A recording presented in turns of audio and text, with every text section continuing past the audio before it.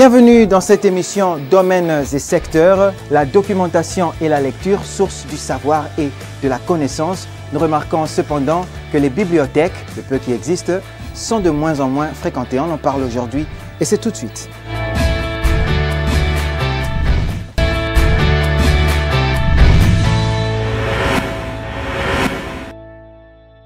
Bonjour et bienvenue dans Domaines et secteurs. Nous recevons aujourd'hui M. Guillaume Mangiolo. Il est avocat, il est aussi essayiste en philosophie politique. Mais aujourd'hui, nous le recevons dans sa casquette d'écrivain. Bonjour et bienvenue, M. Guillaume. Merci, M. Joseph. Alors aujourd'hui, nous allons parler bibliothèque et documentation. Une chose m'a impressionné une fois, la première fois que nous avons parlé, déjà à vous entendre, on sent que vous êtes très cultivé. Donc la lecture a certainement sans doute joué un grand rôle dans votre culture. Merci de l'appréciation, très cultivée. Bon, ça ne viendrait pas de moi. Il va falloir que les gens qui suivent, qui m'écoutent, qui regardent puissent apprécier par rapport au petit bagage qu'on a amassé au fil du temps. Il est vrai que j'ai passé énormément de temps, je passe énormément de temps à lire, à apprendre chaque jour.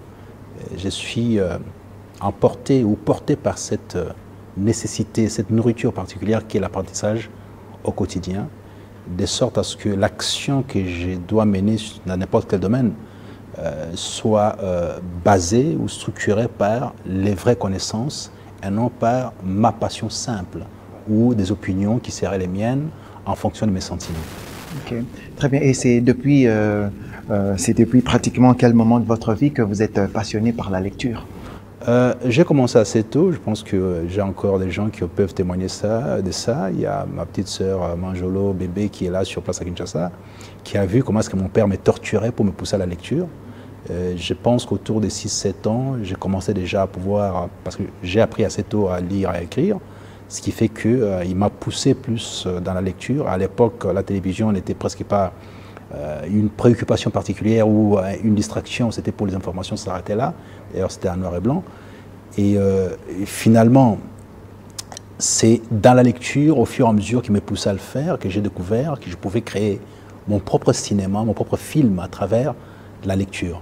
Et là, la passion m'a emporté complètement et je me suis mis à lire non-stop et à pleurer quasiment quand je n'avais pas terminé un livre, voyez-vous. Okay. Donc c'était un peu ça le processus. Oui. Et ça a continué toute ma vie. Et puis je pense qu'autour des 14 ans plus tôt, j'ai commencé à griffonner pour voir si je pouvais reproduire quelque chose de mon invention.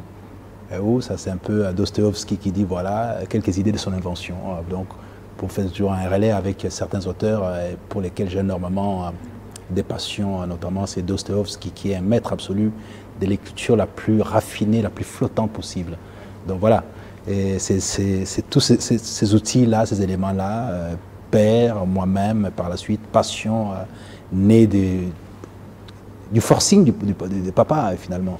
Et je me suis trouvé là-dedans. Alors, à part lui, il n'y a pas d'autres auteurs qui vous ont marqué? Peut-être américains, français, belges, les auteurs, congolais aussi, pourquoi pas? Il y en a un paquet, les auteurs, il y en a un paquet. Je ne vis que de ça. Bon, je vous dirais en termes de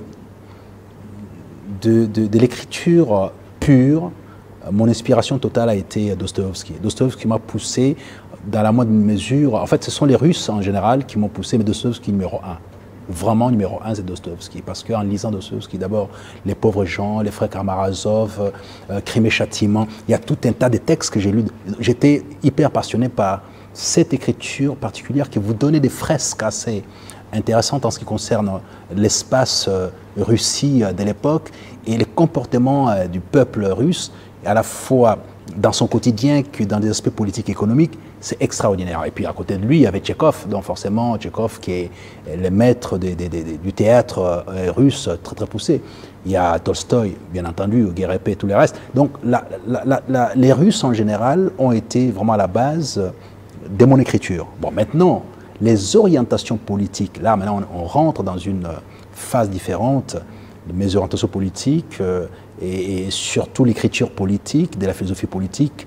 Je la tire des niches d'abord, qui est mon maître absolu, je suis guidé par ses enseignements. Ce côté forge-toi toi-même, deviens ce que tu es, donc c'est ça qui me porte totalement. Et puis bon, il y a Cicéron qui est le maître des avocats. Et par conséquent, quand on voit sa littérature, ce qu'il a dit, qui a été hyper pratique par rapport à la gestion de la société et du droit et de la politique, Et il y a tous les grands de la période antique qui sont à la fois Platon et qui sont Aristote et l'autre, Héraclite, Parménide, oh, bah, enfin, il y en a plein, il y en a plein. Bon, et actuellement, je peux surfer sur les Kafka, sur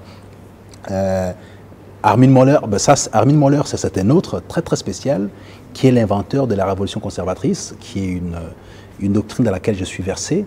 En fait, c'était sa thèse de doctorat qu'elle a faite à Bâle, en Suisse, et qui est à la base, au fait, d'un grand mouvement politique au niveau de la République de Weimar, hein, qui a succédé, au fait, à la Prusse, et qui, par la suite, est devenu aussi un mouvement permanent, qui se retrouve dans les structures des droites, très très dur, tout ce qui est conservatisme, notamment Reagan, aux États-Unis, Thatcher par la suite et tout ça. Ronald Reagan. Oui, ont puisé dans la révolution conservatrice leurs matériaux de fonctionnement et tout. Et moi, je suis passionné par ça.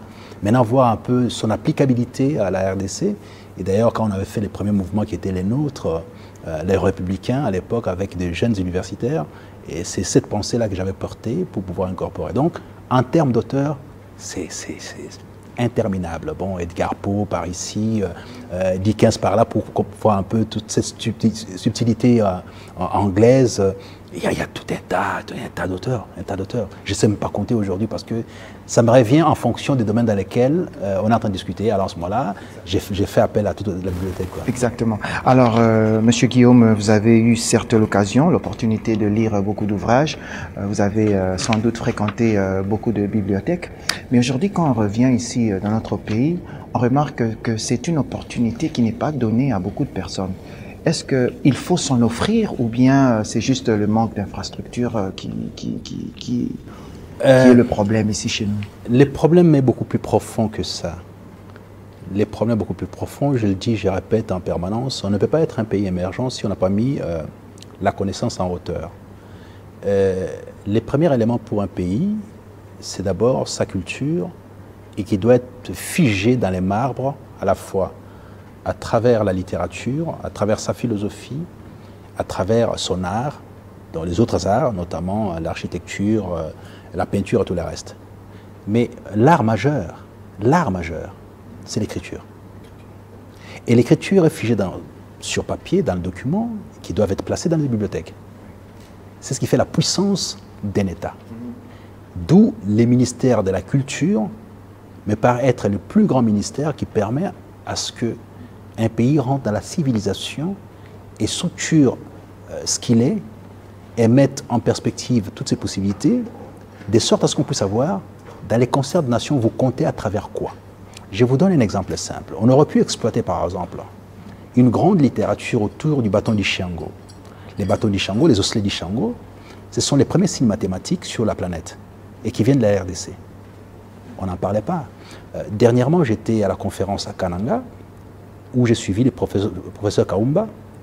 Il me semble qu'il a écrit un livre là-dessus, il faut que je le cherche encore parce que je vais profiter pour aller le voir et tenter d'obtenir ce livre-là. Sur l'expression Congo. C'est quoi Congo? Congo. Congo des Congo, hein, ce que nous sommes. Congo, en fait, il nous expliquait que c'était à l'origine la terre des forgerons. Donc nous travaillons, nous faisons la forge depuis la nuit des temps. Et en y réfléchissant, à travers notamment mes visites des musées, je me suis rendu compte effectivement, en allant à Tervuren à Bruxelles, il y avait des signes de travail sur métaux, sur les cuivres, depuis le 5e siècle de notre ère, dans l'espace Katanga. Dans ce pays? Dans ce pays, dans l'espace Katanga. Donc il y a des vestiges qui démontrent qu'effectivement, les cuivres forgés étaient déjà en exercice, c'est-à-dire que les opérations de forge existaient au 5e siècle de notre ère. C'est au musée de Tervuren, mais qui en parle? Alors j'ai dit, mais professeur Kaumba, est-ce que sincèrement, il ne faut pas faire propagande de tout ça? Il dit, mais moi j'écris les livres, maintenant à la suite, cela ne m'appartient pas. Voyez-vous? Donc tout ça doit être figé dans les marbres et mis dans la bibliothèque. Je prends l'exemple du royaume Congo. Quand on parle de Kimpavita, qu'est-ce qu'on en sait au fond? Pas grand-chose. Juste d'une manière superficielle. Hein. Moi, je ne connais pas en profondeur, par exemple.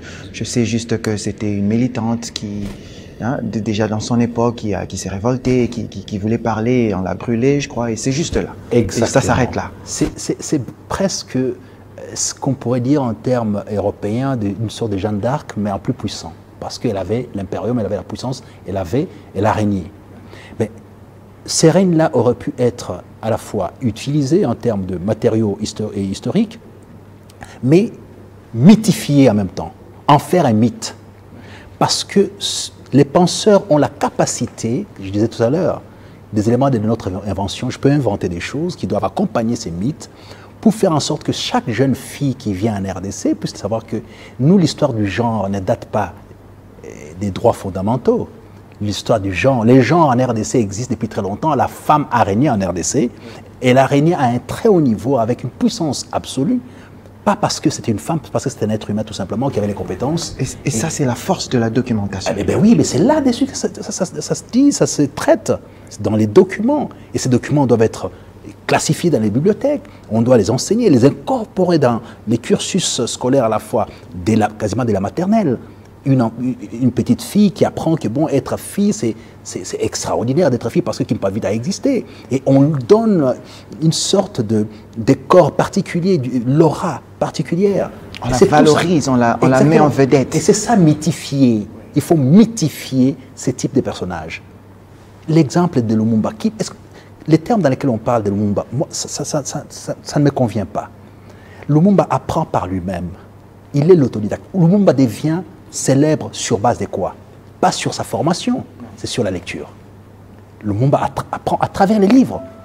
C'est les livres qui ont fait que Lumumba soit ce qu'il est devenu aujourd'hui. C'est-à-dire que cette référence absolue de Lumumba vient effectivement de la lecture. Lorsque tous ces livres qui étaient interdits d'accès pour les colonisés de l'époque, notamment les livres de Karl Marx et tout ça, donc les Capitales et le reste, mais Lumumba va les chercher. Mais comment il a trouvé ça à cette époque? Moi, je m'imagine, c'était pas facile. Il n'y avait pas des bibliothèques ou c'était dur. Comment est-ce il s'est battu pour trouver ça? Et je comprends maintenant l'importance hein, d'aller lire et d'aller fréquenter les bibliothèques. On ne parle de Lumumba aujourd'hui qu'à travers la lutte, mais on ne sait pas d'où vient la structuration de sa pensée. Vient d'où? Sa révolte. Sa révolte vient des textes. Il a puisé dans les textes en disant, mais on ne nous dit pas la vérité. Parce qu'il y avait, au fait, pour l'origine, d'où tient ça, à l'origine, il y a un mouvement panafricaniste, notamment avec les Kwame Nkrumah, qui sont là en train de lancer cette structuration pour l'Afrique, pour la décolonisation, et en même temps, la partie australe est dans cet esprit des freedom fighters. Donc, il y a des réseaux qui se mettent en place, qui sont organisés à partir du Ghana, qui montent jusqu'en Algérie. On commence à mettre en place des matériaux, des outils à pouvoir dispenser. Vous avez un médecin, c'est lui qui a parlé de l'Afrique à la forme du revolver. France Fanon, par exemple, oui. Qui sont en train de pouvoir organiser des réseaux avec des documents pour dispatcher un peu partout. Et la conférence de Bandung donne quasiment une possibilité extraordinaire. Donc, ce qui fait que c'est à travers les livres que l'on découvre que... Et il capte tout ça. Bien sûr, parce que quand vous touchez les grands livres, ça vous change un homme. Ça vous change complètement un homme. Mais imaginez-vous, nous sommes dans un pays où il n'y a pas accès aux livres. Justement, M. Guillaume, quel état faites-vous de l'état de bibliothèque hein, dans notre pays? Est-ce que, je sais que vous sillonnez un peu, hein, les provinces et tout ça, vous voyagez beaucoup. Est-ce que vous avez vu quelques bibliothèques viables dans notre pays ici? Est-ce qu'on peut en trouver quelques-unes? Mais il n'y a pas de bibliothèques en RDC. Ça n'existait pas, y compris à Kinshasa, ça n'existait pas. Il n'y a pas de bibliothèques. Publiques surtout? Il n'y a pas ni public ni privé, il n'y en a pas. Bon, on peut avoir chacun, en ce qui nous concerne, ceux qui sont un peu intéressés par la science et par l'art majeur, qui est la littérature, d'acheter ses propres livres, de former sa petite bibliothèque à la maison. Bon, beaucoup font ça juste par arrogance pour paraître, mais finalement ils ne lisent même pas les livres en question. Oui. Mais les bibliothèques au sens où les gens doivent y avoir accès, il n'y en a pas. Il n'y en a ni public, ni dans les universités. Il n'y en a pas. Il n'y a pas de bibliothèque. Une bibliothèque, c'est tout à fait autre chose. Ce n'est pas l'entendement que vous avez. C'est-à-dire qu'il faut renfermer entre 50, 200, 300 000 livres. C'est ça une bibliothèque. À la hauteur de Kinshasa, on doit avoir tous les grands écrivains congolais réunis à un endroit, selon le domaine et tout ça, et puis tous les étrangers qui sont... Mais c'est tout ça. C'était ça d'ailleurs ma question suivante. Trouve-t-on assez d'auteurs congolais dans nos bibliothèques? ceux qui existent du moins. Et pourquoi les auteurs, les écrivains congolais ne sont pas valorisés? Moi, je viens de lire une partie de votre ouvrage, L'homme et la structure. Vous avez écrit auparavant Ma Nation. Est-ce que les gens savent que vous avez écrit cet ouvrage? Est-ce que les gens sont au courant qu'il y a des écrivains congolais qui écrivent et qui transmettent des tonnes d'informations dans les ouvrages tels que vous l'avez fait? Est-ce que les gens sont au courant de ça? Mais non, les gens ne sont pas au courant. Malheureusement, très peu sont au courant.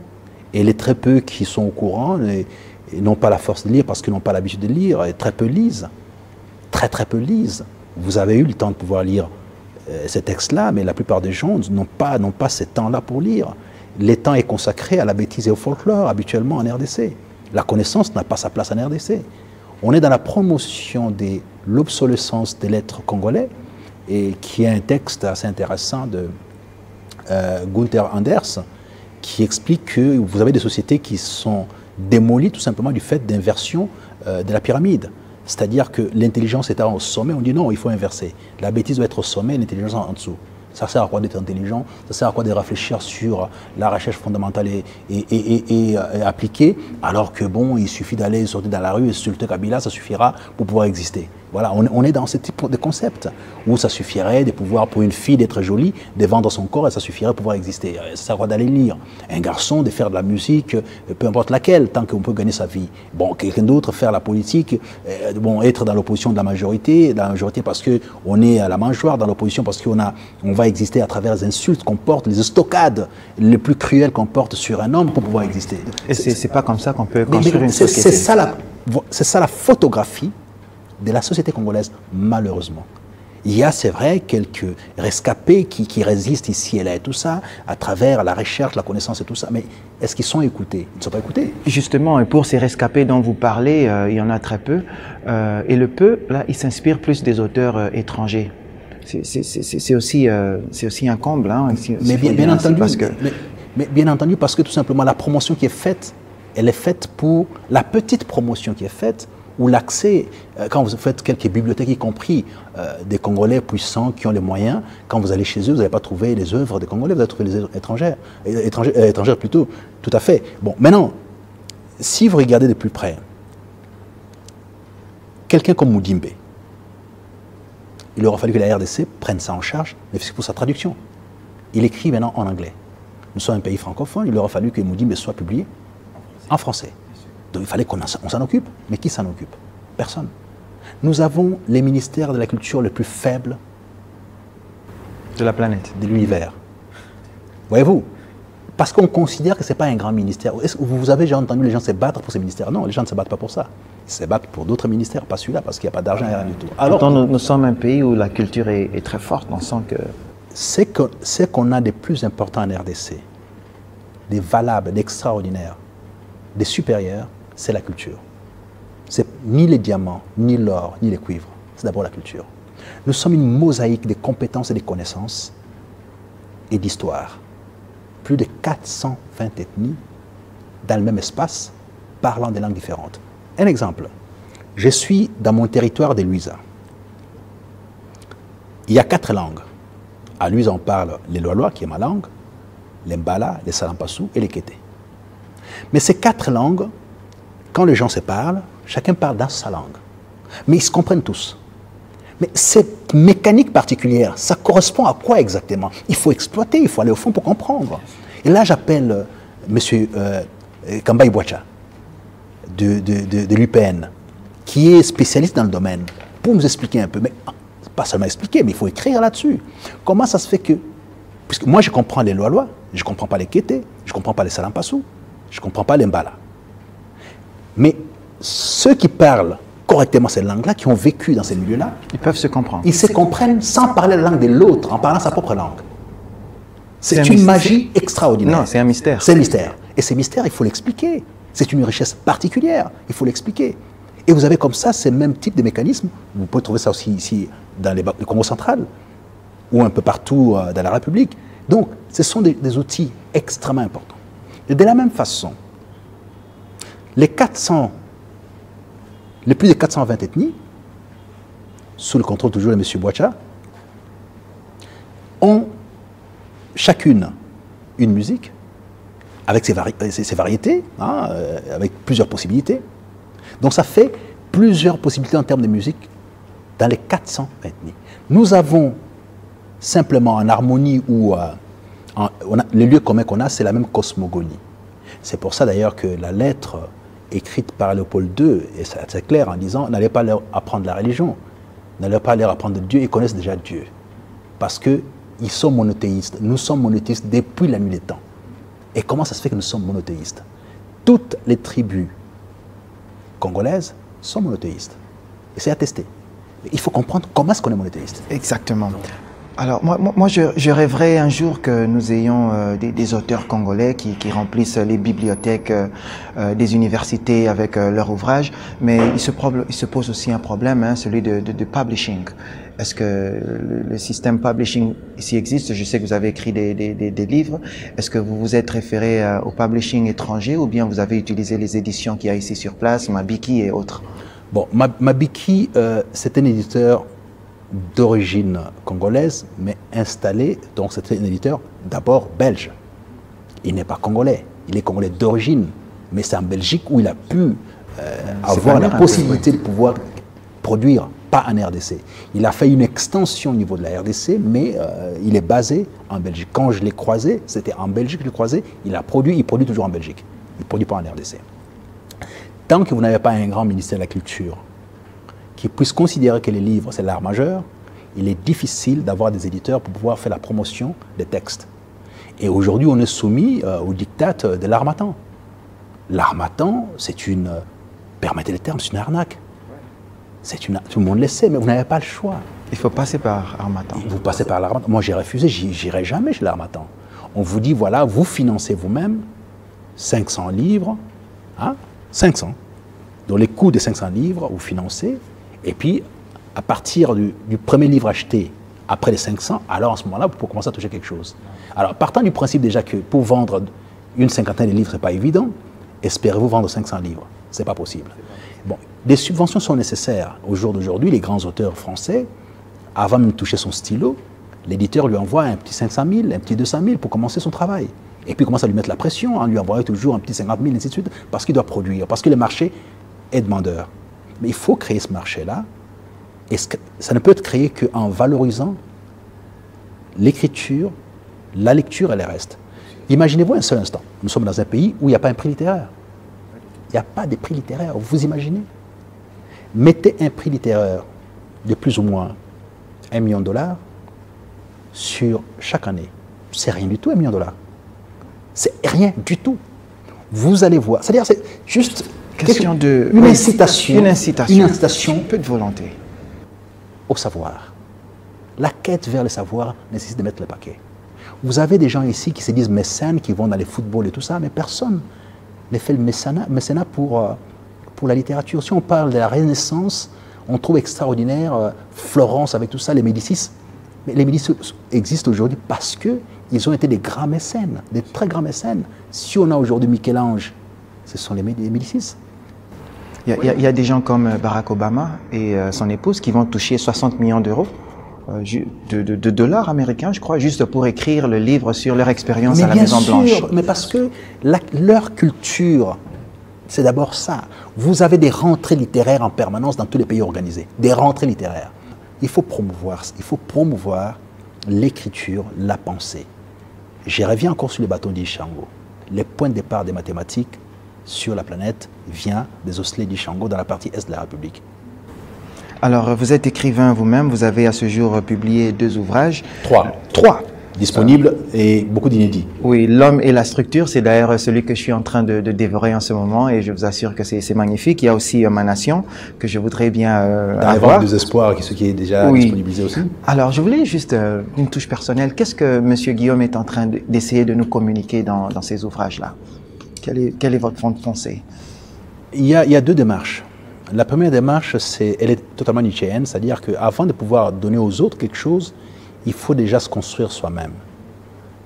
Et je les répète, qui veut m'entendre, j'ai été l'orfèvre de moi-même. Je suis mon propre sculpteur. Je me construis tous les jours. Je ne suis pas parfait, j'apprends tous les jours. Il y a encore beaucoup de failles dans ma démarche. Mais simplement, je commence à voir cette possibilité d'un regard d'en haut. Nietzsche dit il faut avoir la capacité de monter sur les cimes, sur les hauteurs pour regarder ce qui se passe en bas. L'air pur des hauteurs qui font qu'il faut avoir les poumons d'acier pour pouvoir non seulement respirer, mais encore quand vous avez respiré ça, vous avez la compréhension de ce qui est bien ou pas bien, et il fait référence à son Zarathustra.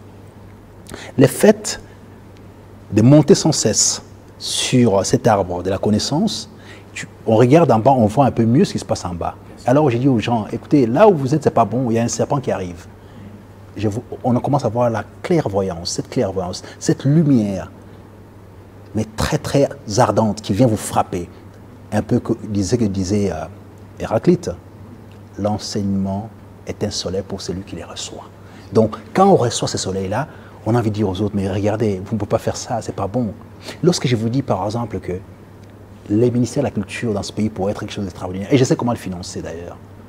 Vous savez, vous avez les copies privées. Il y a une convention de Beijing sur la copie privée. Il suffit de mettre ça en œuvre, on a des milliards en RDC pour permettre à ce que ces ministères soient un ministère opérationnel. Mais qui y pense?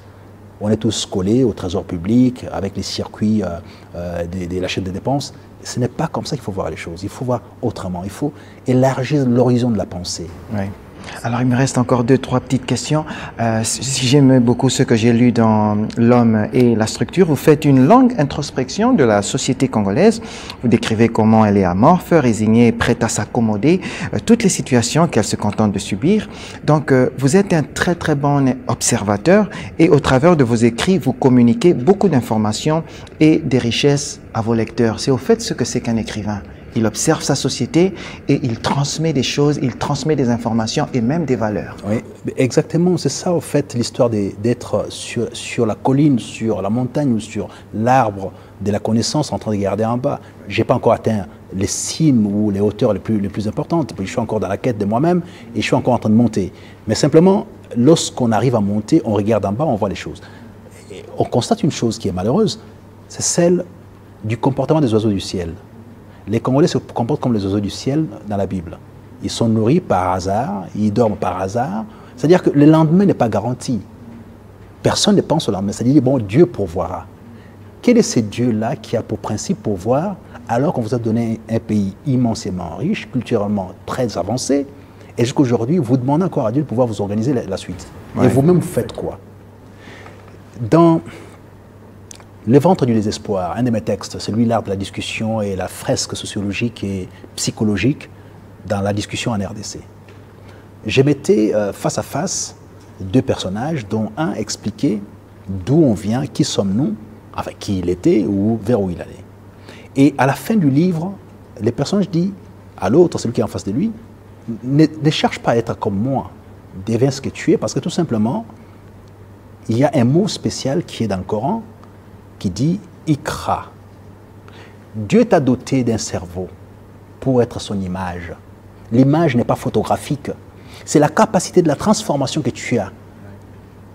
Ton cerveau a une capacité immense de transformation, de modification de ton environnement pour ton bien-être. Et par conséquent, exploite ton cerveau pour faire des choses. Ne copie pas les autres. Deviens ce que tu es à travers ce que Dieu t'a donné. Ikra, cherche, cherche, tu trouveras. Donc, il y a une fausse information ou une mauvaise transmission de l'information. Dieu fit l'homme à son image. Il n'y a pas d'image de Dieu. L'image de Dieu, c'est cette capacité de transformation extraordinaire que notre cerveau est doté. Est-ce qu'on l'exploite? On ne l'exploite pas. Alors, au fur et à mesure qu'on lit, qu'on avance, on découvre qu'effectivement, nous sommes en deçà de notre potentiel. Jusqu'à aujourd'hui, les grands scientifiques vous diront qu'on arrive à peine à 10 à 12% de l'exploitation du cerveau. Alors imaginez-vous, rien qu'à cette hauteur-là, quelqu'un comme Einstein, on disait qu'il était arrivé à 16%, on arrive à placer des satellites, à communiquer à distance avec photographie, avec images et tout ça, à faire des opérations à distance, à faire voler des avions, rien qu'avec 10 à 12%. Mais vous, à votre niveau, au niveau de la RDC, l'essentiel, on n'exploite même pas 1% de notre cerveau. Vous vous imaginez?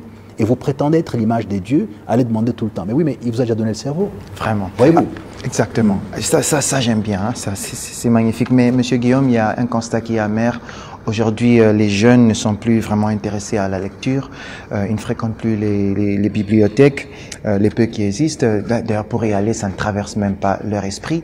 qu'est-ce que nous pouvons faire pour redonner ce goût de la lecture à la jeunesse congolaise qui est certainement l'avenir de demain? Il faut la promotion des modèles. Dans chaque chose, il faut une sorte de référence, des guides, des leaders dans le domaine. Un repère. Exactement. Oswald Spengler, qui est un auteur magnifique pour moi, qui est à la fois un peu cynique, un peu pessimiste, qui a parlé du déclin de l'Occident, dit dans chaque activité, il faut qu'il y ait une sorte de pilotes, des capitaines qui conduisent et qui donnent les repères et les références. Et si aujourd'hui on faisait des Moudimbe, les premiers d'entre nous au niveau de la littérature en RDC par exemple, il y en a d'autres, hein, je dis par exemple, et qu'on fasse de lui une star au sens réel du terme, par les systèmes congolais, en lui donnant la place qui est la sienne, parce qu'il fait les commerces ou il fait la promotion de l'intelligence.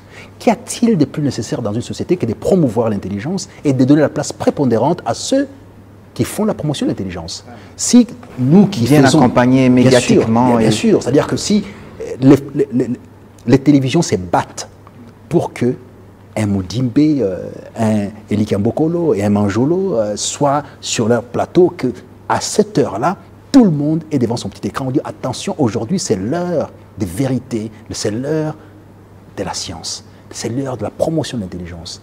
Parménide disait, il y a dans la vie normale, il y a la vérité et il y a l'opinion.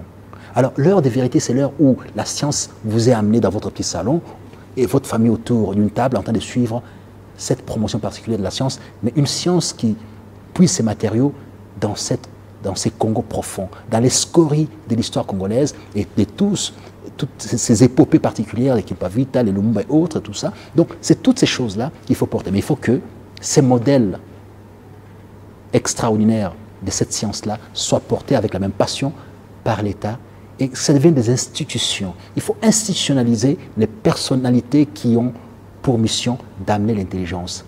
Voyez-vous?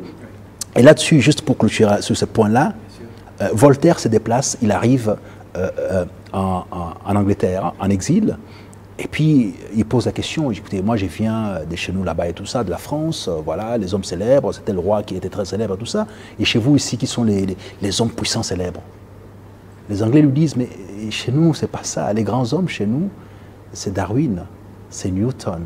Ce sont ceux qui ont, par les génies leur confiés par la Providence, ont la capacité d'éclairer les autres. Simplement. C'est ça la définition du grand homme. Si en RDC on arrive à cette définition-là, alors en ce moment-là, on aura atteint quelque chose d'extraordinaire. Vraiment. Alors, je vais te poser ma toute dernière question. Il faut certainement un accompagnement des services du public. Je pense aussi à l'État qui doit également participer à cette initiative, hein, Monsieur Guillaume, de revaloriser les bibliothèques, les centres de documentation, les écrivains, les maisons de publication.